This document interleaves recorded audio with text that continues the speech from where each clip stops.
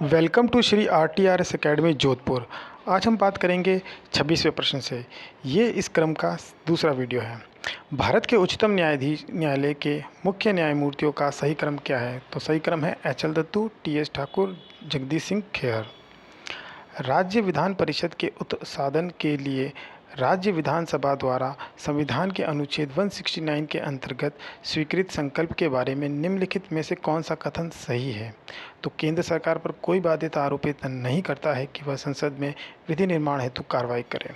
राजस्थान विधान परिषद के प्रक्रिया तथा कार्य संचालन संबंधी नियमों के अनुसार निम्नलिखित में से कौन से विभाग के प्राक्कलन समिति क के नियंत्रणाधीन नहीं है? तो गृह विभाग। राजस्थान लोक सेवा आयोग अपने कार्यों का वार्षिक प्रतिवेदन प्रस्तुत करता है राज्यपाल के समक्ष। राजस्थान नगरपालिका अधिनियम 2009 के प्रावधानों के अनुसार राजस्थान सरकार द्वारा नगर परिषद में अधिकतम कितने व्यक्ति नाम निर्दिष्ट किए जा सकते हैं? तो 8।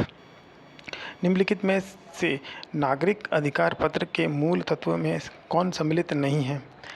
तो यह है इसका आंसर, अभिकरण के कार्यों के निरीक्षण का प्रावधान।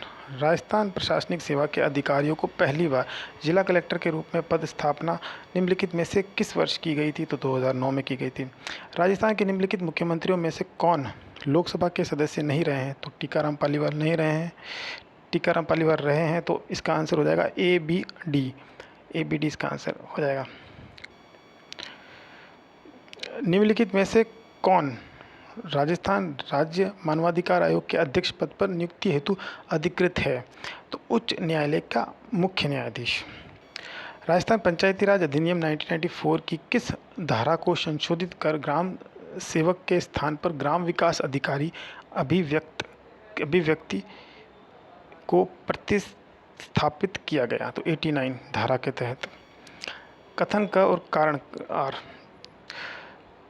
नियंत्रण एवं महालेखा परीक्षक का कर्तव्य न केवल व्यय की वैधता सुनिश्चित करना है अपितु औचित्य भी है। उसे वित्तीय प्रशासन के क्षेत्र में संविधान और संसद के कानूनों को बनाए रखना है। कथन सही है और कथन कारण की सही व्याख्या करता है। ऑप्शन 2।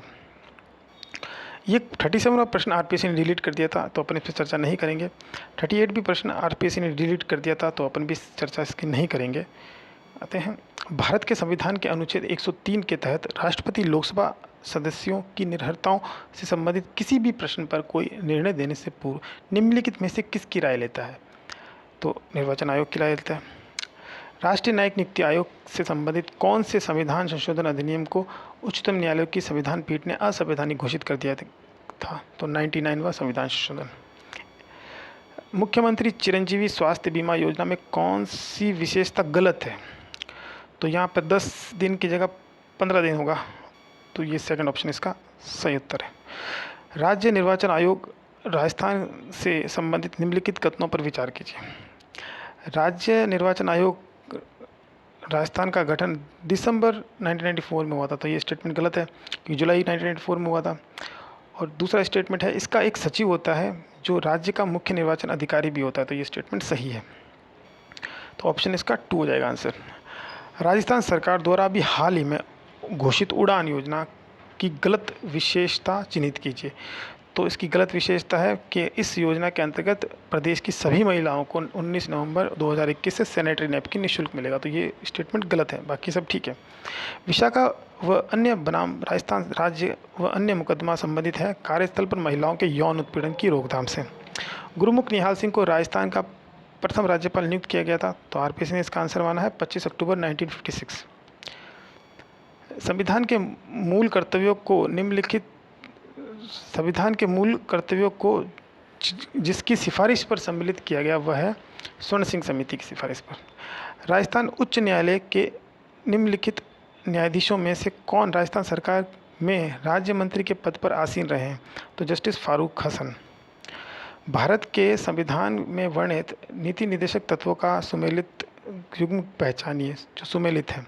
तो पुरुषों और स्त्रियों दोनों का समान कार्य के लिए समान वेतन, अनुच्छेद 39।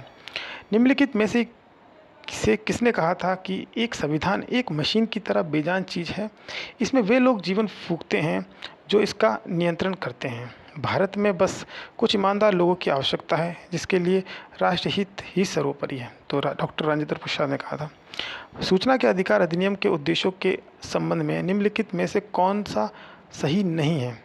तो इसका उत्तर हो जाएगा ऑप्शन थ्री, समाज की महिलाओं एवं कमज़ोर तबकों वर्गों को सशक्त करने के लिए काम करना। धन्यवाद।